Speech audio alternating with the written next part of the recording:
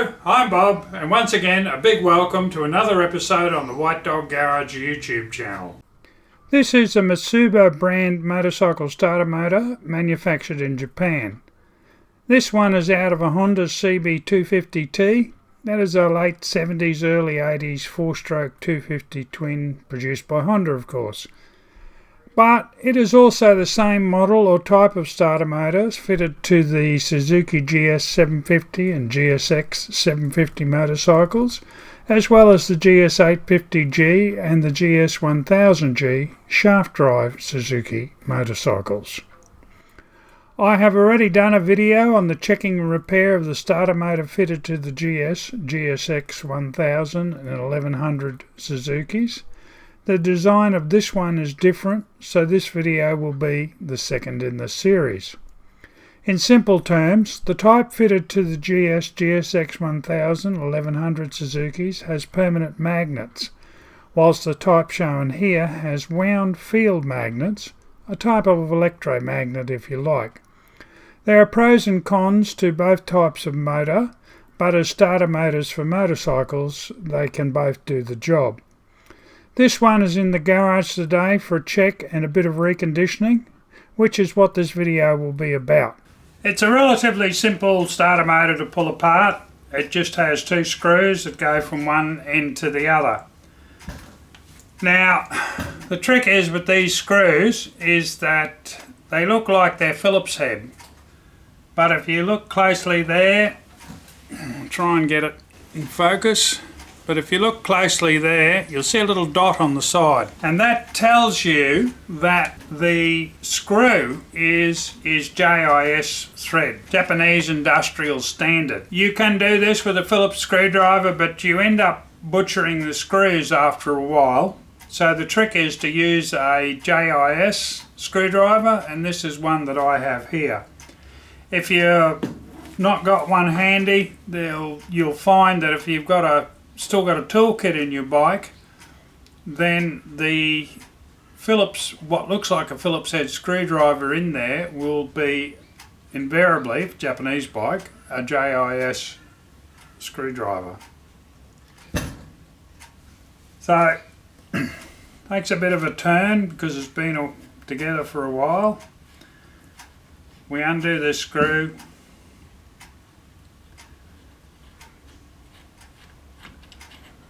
And pull it out. This one might have had a bit of a knock in the front, but that's got it. This one is slightly bent, which might get interesting when we come to get it out.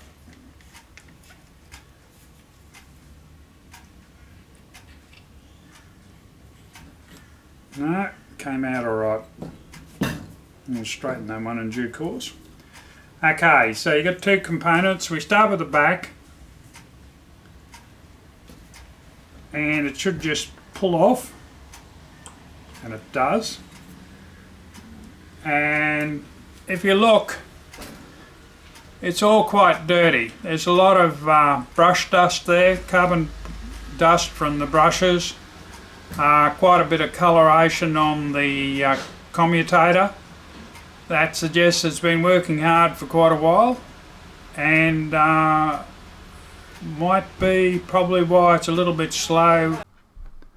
The plate containing the brushes is connected to both the positive terminal and the field coils of the field magnets, and at this stage I do not disturb it. Removing the drive end of the starter motor allows me to remove the armature.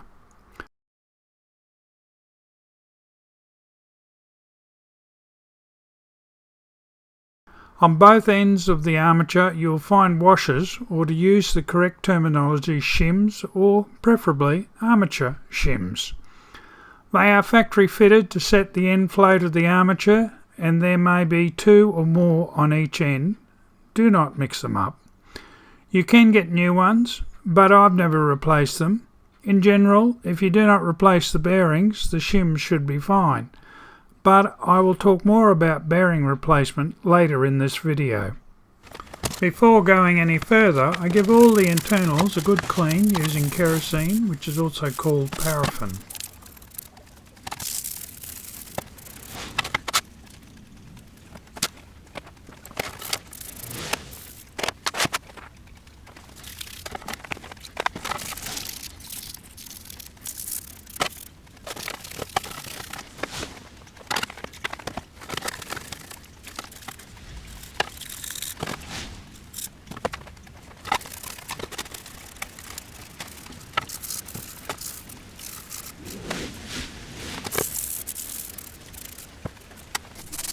Mounting the armature and the vise, I use 400 grit sandpaper to clean up the commutator segments. This is the starter components as far as I've stripped it out. Going left to right, the commutator end frame and its O-ring, the armature shims for the commutator end, the starter body or field frame to which I have left attached the field coils, the brushes and the brush plate, the armature and its through bolts, the drive end or drive end frame along with its O-ring and armature shims. Mechanically it's all in good condition, so I move on to checking the electrics.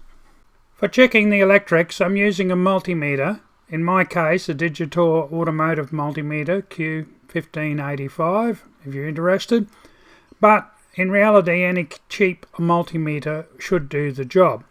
I also have a small screwdriver and a pair of cheap calipers, although in that case a ruler could also work just as well. For checking the circuits, the multimeter needs to be set on resistance, that is the Greek symbol for Omega shown here on the dial. This multimeter is the auto ranging type, which means you need to watch the units for the number that it shows. In setting my meter to Omega for resistance, you can see that the units range from ohms to kilo ohms to mega ohms. This table shows the different levels of the units, and this is why the units need to be noted. A reading of 0.5 ohms means that you have a good electrical connection, whereas a reading of 0.5 mega ohms means you have essentially no connection at all. For the armature, there are 3 sets of measurements to make, and I start with measuring the resistance between commutator segments by placing the probes on adjacent segments and going around the commutator. The resistance measurement between segments should be close to 0. The readings I'm getting here are in the range of 0.4 to 0.5 ohms, which is perfect.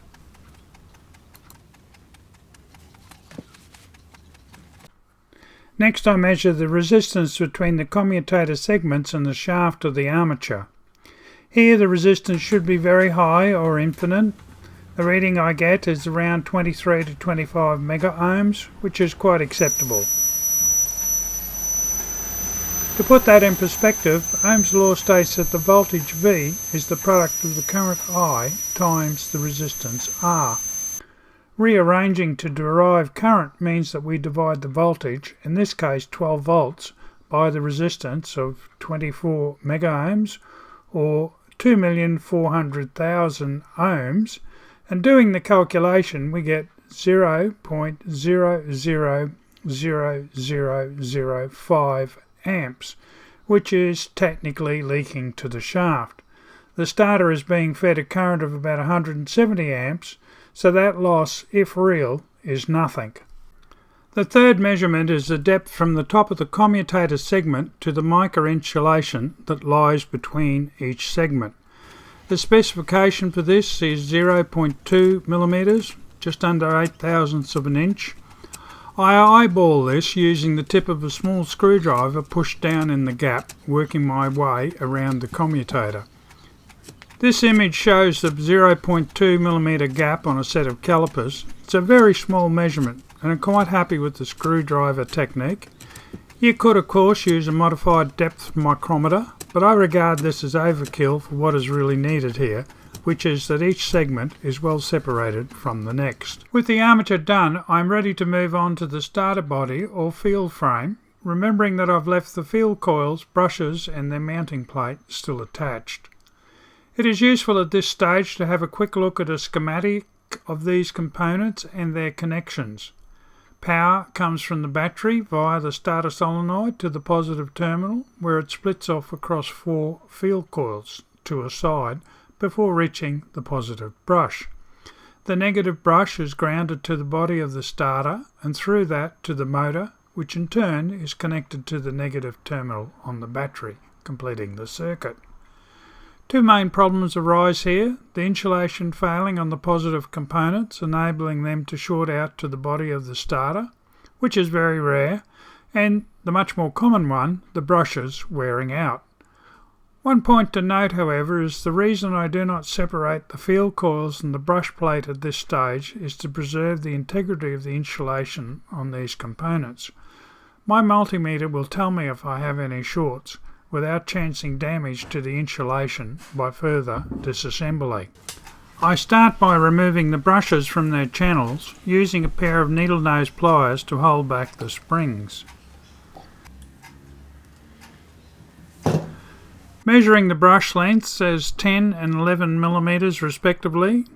I am told that the limit for these is 6 millimeters, but I think I would replace them at 8 millimeters if the bike was mine. Next, I go around testing resistance, starting with the positive input terminal to the positive brush channel, remembering that this part of the circuit runs through the field coils.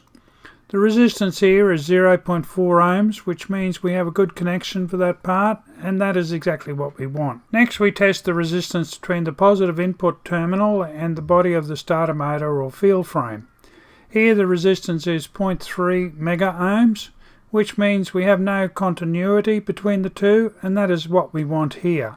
This result also means there is unlikely to be any short between the field coils and the starter body, but to be sure, I check the field coil pair to starter body resistance, which is 0.3 and 0.4 megaohms respectively, which is also good. Whilst I'm talking about the field coils, it is also good to have a look at their condition. They consist of insulated wire wound around a curved core, and it's good to check that the insulation is sound and the cores are undamaged. After the field coil condition is checked, the condition of the insulation strip between the positive brush assembly and the brush plate is also checked, and is also found to be good. Finally, the resistance of the negative side brush channel to the starter body is checked and found to be 0.5 ohms, which is excellent. Some of the comments that were posted about my previous starter motor video on the starter motor out of a GSX related to being able to remove the bearings, which is something I didn't do in that video. So I'm going to talk about it quickly here. The one thing I would say though is that if you intend to replace the bearings in the starter motor, then you should do a close inspection of the armature, because if it's not been running true because of faulty bearings, there may be greater problems. The armature in this starter motor runs between two bushes, one at each end. In the video on the GSX starter motor, it had a ball bearing race on the drive end, like the one that will be shown here. To remove it, you could use a standard bearing puller, like the one shown here. So little arms grip the outside of the bearing. You tighten up the centre and it pulls the bearing up or out. You can also buy an armature bearing puller like the one shown here, but you can also use a mechanical bearing separator like this one. It has beveled edges. You fit it around underneath the bearing. You tighten up your nuts to pull the two sides in, and hopefully it will pop the bearing up. But if it doesn't do that, well, you can fit on this model anyhow a couple of bolts like so, and you could just have a plate with two holes in the top and tighten these up sequentially. But I have another type of puller here that I can fit in, sit between there, do up the centre bolt. If you intend or think you'll be refitting that bearing, this one is the one to use, because if it's done right, it will get into the centre of the, or get into the actual sides of the shaft. It will get under the inner race of the bearing, and that's where the load needs to be when you pull it off. If you pull the outer race, which this style of puller does, or armature bearing pullers do, you end up distorting, or can distort, the bearing, and it becomes faulty and you don't want to use it again.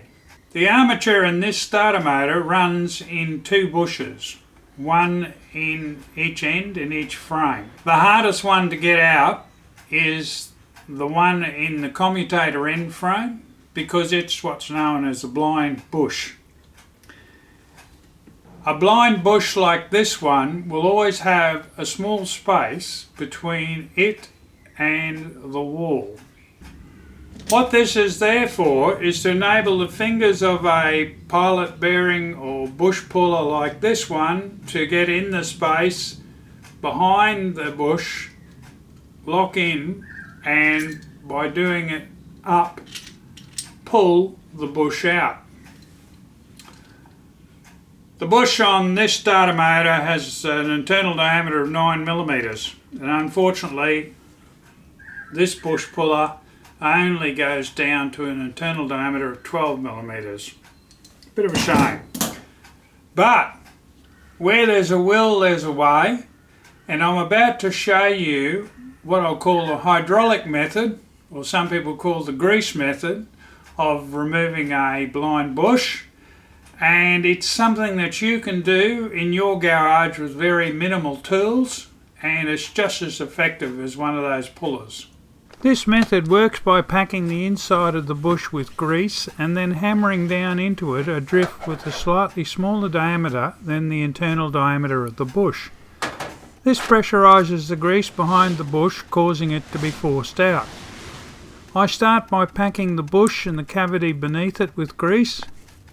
The internal diameter of this bush is 9 millimeters, and I'm using the stock of a 9 millimeter twist drill as the drift. Most ordinary twist drills will be slightly undersized, as this one is, measuring about 8.9 millimeters in diameter. I mount the frame on a block of wood and I hammer the drill down using a piece of wood over the drill end to protect its cutting edge.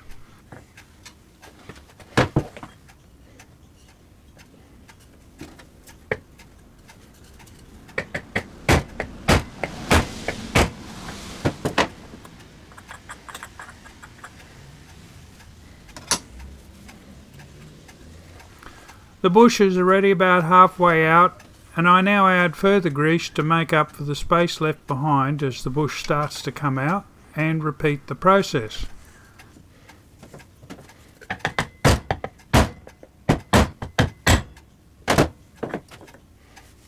And here the bush is all the way out. Easy, eh? No fancy tools either to do it. The block of wood leaves no marks on the frame either. There is nothing wrong with this bush, so I am refitting it. Now, to reinstall the bush, first off, we need to note that the bush has got two sides. If you look there, that is a square cut side, and this one's slightly rounded over. It's the rounded over end that goes in. A little bit of lubrication doesn't hurt. I like just a little bit of oil on it, and it will sit quite nicely there. Now, this is a brass drift, and it's the better way of knocking it in because it won't mark the steel.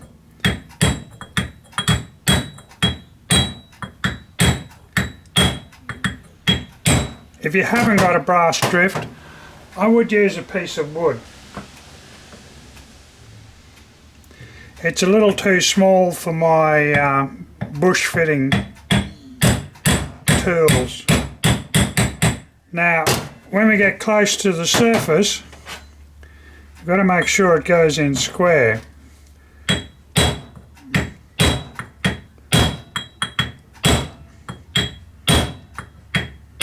It really doesn't matter too much, but it is a bit of a precision fit.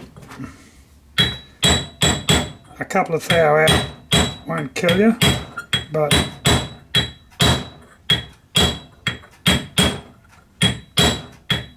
it's best if you can get it perfect. And we'll finish off with a little bit of grease down in there. Any high temperature bearing grease works fine in these. If you go too far, just pop it out, take it back down slowly. The other bush that this one has is this one here. You can see they've located it in the factory with these punch marks here. What you would do is pull out your oil seal, make sure you got an oil seal, and also you would then drift it back out here. The bush will break off these indents as it comes out, but you would just start from the other side and drive it forward. Reassembling the starter is essentially the reverse of disassembly, but with a few points to note. Note that I have left the brushes out of their retainers so they are not damaged when the armature is reinstalled. I slide the armature into the body of the starter and then fit the armature shims to the drive end.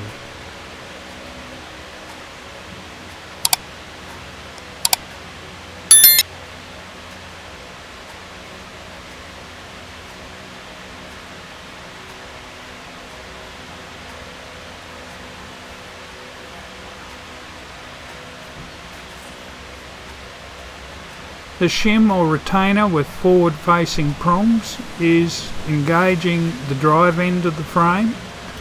I refit the O-ring to the drive end of the starter body and then slide the drive end frame down the armature shaft to seat on the starter body. Not shown here is that I've applied a light grease to the bush, in fact both bushes, before refitting the drive end frame. At this point I refit the brushes to their holders and ensure they smoothly engage the commutator.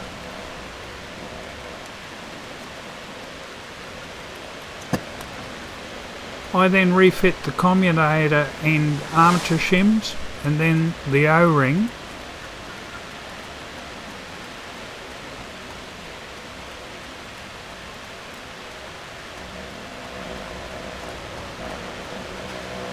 The brush plate has a tag sticking up that the commutator end frame has to lock into.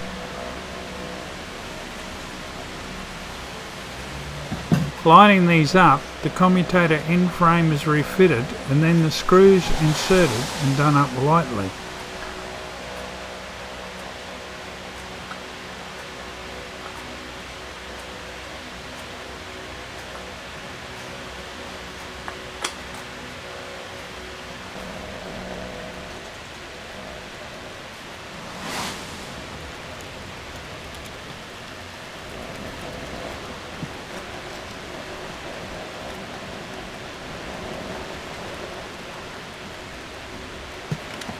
Then, in turn, I back each screw out, apply some thread locker solution and then do it up before going around and fully tightening both screws down.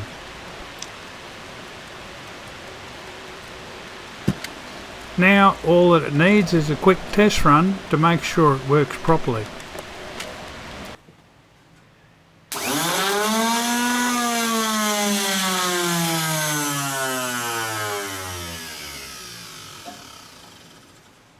So it's all done now, it goes, that's good. The only thing I didn't really cover is the O-ring here. There's an O-ring that runs around here. If it's soft, it's good to stay. This thing doesn't rotate in the motor. That O-ring shouldn't have any wear and tear on it. The only thing it can do is go hard, and if it goes hard, then you replace it. We've not had to replace brushes on this one. That is something that does happen to quite a few of them. Other than that, they're always well made, I think anyhow. You just need some basic tools for doing the job. Pair of pliers. I've used a flat screwdriver, but you need something thin to look at those gaps to the mica. And a Japanese industry standard cross screwdriver, I think they call them. But you can get away with a Phillips one. As I say, if you've got a bike toolkit, Japanese bike toolkit, invariably what looks like a Phillips head screwdriver in there will be Japanese industry standard JIS. makes it easy. And you also need a pair of calipers or just a ruler, just to measure the length of the brushes. Thanks once again for watching. If you're interested in the other video that I did on the GSX starter motor, it's a slightly different design to these. A link to that one will be there, and there'll be a link to another video from the White Dog Garage YouTube channel down here. It'll be one that YouTube has selected for you. Welcome your subscription. There should be a little click there if you want to subscribe to the channel if you haven't already. And I look forward to talking to you on the next episode of the White Dog Garage YouTube channel. Thanks. Bye.